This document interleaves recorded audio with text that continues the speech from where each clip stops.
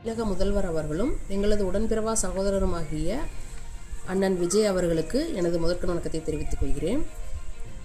நாங்கள் 2013, 2017, 2019, 2022 ஆகிய 4 முறை ஆசிரியர் தகுதி தேர்வுன்னு சொல்லக்கூடிய டெட் எக்ஸாம் எழுதியிருக்கோம். அதுக்கப்புறம் ஆசிரியர் தகுதி தேர்வு பாஸ் பண்ணவங்க எல்லாருமே ஒரு நியமன தேர்வு அப்படின்னு ஒரு எக்ஸாமில் பாஸ் பண்ணால் மட்டும்தான் வேலை அப்படின்னு சொன்னாங்க. அது 2018 சொன்னாங்க. ஆனால் 2022 தான் நோட்டிஃபிகேஷனே வந்துச்சு. 2024 தான் எக்ஸாமே வச்சாங்க. 2024 நாங்கள் பாஸ் பண்ணி 23,000 பேர் அந்த நியமன தேர்வில் பாஸ் பண்ணோம். ஆனால் அதில் பணியிடங்கள் வெறும் 2,457 பணியிடங்கள் மட்டும்தான் நிரப்பப்பட்டிருக்கு. மீதி 21,515 பேர் இன்னும் நாங்கள் வேலைக்காக காத்துக்கிட்டு இருக்கோம். 2013 வெயிட்டேஜ்ன்ற ஒரு முறை வந்ததுனால நாங்கள் அதனால் பாதிக்கப்பட்டோம். 2013 வெயிட்டேஜ் வந்ததுனால நாங்கள் 10th +2 மார்க்கெல்லாம் நாங்கள் +2 1997 நான் +2 முடித்தேன். அப்போ என்னோட மார்க் பயோமேக்ஸ் குரூப்பில் வெறும் 700. அப்போ 2013 படித்த பொண்ணுங்கள்லாம் ஆர்ட்ஸ் குரூப்பாக இருந்தாலும் சரி என்ன குரூப்பாக இருந்தாலும் 1100 மார்க் அப்படின்றதையும் எங்களோட மார்க்கோட கம்பேர் பண்ணி அதில் வெயிட்டேஜ் எடுத்தாங்க. அதனால நாங்கள் ரொம்ப பாதிக்கப்பட்டோம்.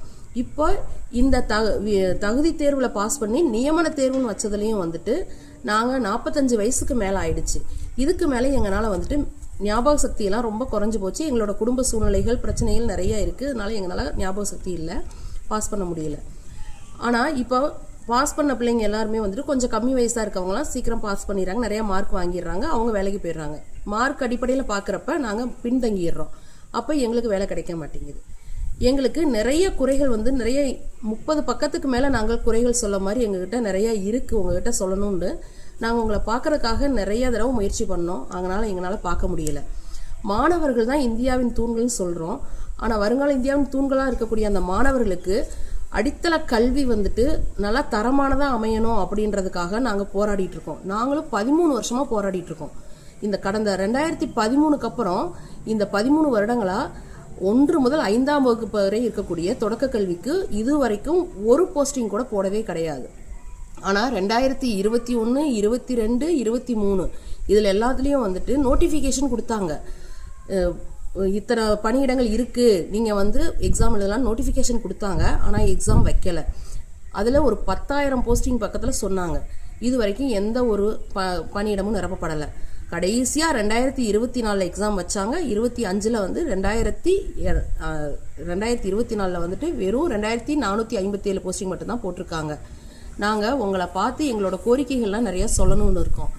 நியமன தேர்வுலையும் பாஸ் பண்ணிட்டோம். 5 முறை தேர்வு எழுதி நாங்கள் தோற்று போய் உட்காந்துருக்கோம். தேர்வில் பாஸ் பண்ணிட்டோம், ஆனால் வாழ்க்கையில் தோற்று போய் உட்காந்துருக்கோம்.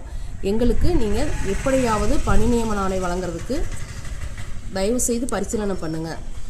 இப்போ நிர்மல்குமார் ஐயா சொல்லியிருக்காரு, மினிஸ்டர் நிர்மல்குமார் அண்ணா சொல்லியிருக்காங்க, கடந்த 10 வருடங்களாக மின்சாரத்துறையில் 20,240 பேர் ரிட்டையர்மெண்ட் ஆயிருக்காங்க. ஆனால் வெறும் 343 பேர் மட்டும்தான் அப்பாயின்மெண்ட் ஆயிருக்காங்க இந்த 10 வருஷத்துலன்னு சொல்லியிருக்காரு. நாங்கள் 13 வருஷமாக போராடிட்டு இருக்கோம். 13 வருஷங்களாக வருஷத்துக்கு 1000 ரிட்டையர்மெண்ட்டு நீங்கள் வச்சிங்கன்னா கூட 13,000 ரிட்டையர்மெண்ட் இருந்திருக்கும். அப்போ எங்களுக்கு அந்த பணியிடங்களை நிரப்பியிருந்தால் நாங்கள் எப்போவும் வேலைக்கு போயிருக்கலாம். இது வரைக்கும் எங்களுக்கு பணியிடங்கள் நிரப்பப்படவே இல்லை. 2025 ஜூன் மாதம் கடைசி போன வருஷம் தான் 2,457 பணியிடம் நிரப்பியிருக்காங்க. தயவுசெய்து மீதி இருக்கக்கூடிய காலி பணியிடங்கள் எல்லாத்தையும் நியமன தேர்வில் பாஸ் பண்ண என்ன மாதிரி இருக்கக்கூடிய 21,515 ஆசிரியர்கள் நாங்கள் இருக்கோம். இதில் 90% பெண்கள் இருக்கோம். இதனால நிறைய பேர் பெண்கள் கணவனால் கைவிடப்பட்டு எவ்வளவோ வாழ்க்கையெல்லாம் இழந்து பிரச்சனைகள்லாம் ரொம்ப சந்திச்சு இருக்காங்க. தயவு செய்து எங்களோட வாழ்க்கைக்கு ஒளி ஏற்றுறதுக்காக நீங்கள் தயவு செய்து எங்களோட கருத்துக்களை பரிசீலனை பண்ணுங்கள். எங்களுக்கு பணி நியமன ஆணை சீக்கிரம் வழங்கி எங்களோட வாழ்வை ஒளியேற்றுங்க. மறுபடியும் ஒரு நியமன தேர்வு அப்படின்னு எங்களுக்கு வச்சிங்க அப்படின்னா எங்களால் மறுபடியும் எழுதி பாஸ் பண்ணி மறுபடியும் எங்களால் பாஸ் பண்ணிட்டு இருக்க முடியாது. மார்க்கு எங்களுக்கு கம்மியாக தான் ஆகும். ஏன்னா வருஷங்கள் கூட கூட எங்களுக்கு மார்க் குறைஞ்சிட்டு தான் வருது. எங்களோட ஞாபக சக்தி குறைஞ்சிட்டே போகிறனால எங்களால் மார்க் வாங்க முடியலை. தயவு செய்து எங்களோட கோரிக்கையை ஏற்று சீக்கிரம் உங்களை நாங்கள் நேரில் பார்த்து எங்களோட குறைகளை சொல்கிறதுக்காக எங்களுக்கு ஒரு வாய்ப்பு தாங்க. நாங்களும் உங்களை நிறைய தடவை பார்க்கணுன்னு பார்க்குறோம், எங்களால் பார்க்க முடியல. கல்வித்துறை அமைச்சர் ராஜ்மோகன் சார் அவங்கள பார்த்துட்டோம். விளையாட்டுத்துறை அமைச்சர் ஆதவர்ஜுனா சாரையும் பார்த்து எங்களோட கோரிக்கைகள்லாம் சொல்லியிருக்கோம். எல்லா மினிஸ்டர்ஸு எல்லா எம்எல்ஏஸ் எல்லாம் பார்த்து நாங்கள் எங்களோட கோரிக்கைகளை சொல்லியிருக்கோம். கடைசியாக உங்களை பார்த்து எங்களோட கோரிக்கையை சொல்கிறதுக்கு ஒரே ஒரு வாய்ப்பு மட்டும் எங்களுக்கு தாங்க. எங்களோட கோரிக்கையெல்லாம் கேளுங்க. உங்களுக்கே நியாயமாக பட்டுச்சுன்னா அதுக்கப்புறம் எங்களோட கோரிக்கையை நீங்கள் நிறைவேற்றுங்க. நன்றி. வணக்கம் மாண்புமிகு சிஎம் அவர்களே. எங்கள் அம்மா டீச்சர் ட்ரைனிங் முடிச்சு 23 வருஷம் ஆகுது. அவங்க பல டெஸ்ட் எக்ஸாம் எழுதிட்டாங்க, ஒரு தடவை நியமன தேர்வு எழுதிட்டாங்க, எல்லாத்துலேயும் பாஸும் வாங்கிட்டாங்க. ஆனால் இன்னைக்கு வர அவங்களுக்கு வேலை கிடைக்கல. அவங்களுக்கு 45 வயசு ஆகுது. இனிமேலாவது அவங்களுக்கு வேலை கிடைக்கணும்னு நான் ரொம்ப தாழ்மையுடன் கேட்டுக்கொள்கிறேன். நன்றி.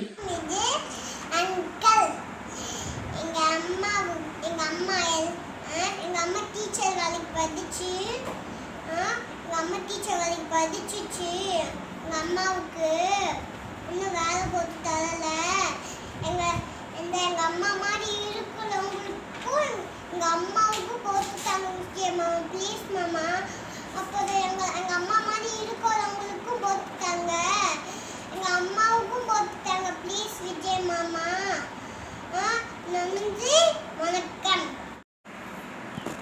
வணக்கம் விஜய் அங்கிள். எங்கள் அம்மா 15 வருஷமாக டீச்சர் ட்ரைனிங் முடிச்சு கவர்மெண்ட் வச்ச எல்லா எக்ஸாம்லேயும் பாஸ் ஆகி எந்த கவர்மெண்ட்டும் எங்கள் அம்மாவுக்கு வேலை போட்டு தரல. நீங்கள் இந்த ஆட்சியிலையாச்சும் டிவிக்கு ஆட்சியிலையாச்சும் நீங்கள் வேலை போட்டுத்தாங்க. எங்கள் அம்மா மாதிரி எந்த ஆசிரியருக்கும் இன்னும் வேலை கிடைக்கல, நீங்கள் போட்டுத்தாங்க. நன்றி. வணக்கம். நீண்ட காலமாக நிரப்பப்படாமல் உள்ள உதவி பேராசிரியர் மற்றும் ஆசிரியர் காலி பணியிடங்களை நிரப்புவதற்கு அரசு போர்க்கால அடிப்படையில் நடவடிக்கை எடுக்கும் என்று குறிப்பிடப்பட்டிருப்பது வரவேற்கத்தக்க அம்சம். அதே சமயம் பள்ளி, கல்லூரி, பல்கலைக்கழகங்களில் நிரப்பப்படாமல் உள்ள காலி பணியிடங்களை நிரப்புவதற்கு அரசு முன்வர வேண்டும். மேலும் நீண்ட காலமாக பல்வேறு பெயர்களில் பல்வேறு சம்பள நிலைகளில் நிரந்தரமின்றி தற்பொழுது பணியாற்றி வரும் ஆசிரியர்கள் பணிகளை நிரந்தரப்படுத்துவதற்கும் ஆசிரியர் கல்வித் தேர்வில் வெற்றி பெற்றவர்களுக்கு பணி வழங்குவதற்கும் எடுக்கப்பட உள்ள நடவடிக்கைகள் குறித்து ஏதும் இல்லாதது ஏமாற்றம் அளிக்கிறது. மேலும் பணியிடங்கள் நிரப்புவதற்கான நடவடிக்கைகள் எடுக்கப்படும் போது இந்த பிரிவினரையும் உள்ளடக்கியதாக அந்த நடவடிக்கை எடுக்க வேண்டும் என்பதை மார்க்சிஸ்ட் கம்யூனிஸ்ட் கட்சி வலியுறுத்துகிறது.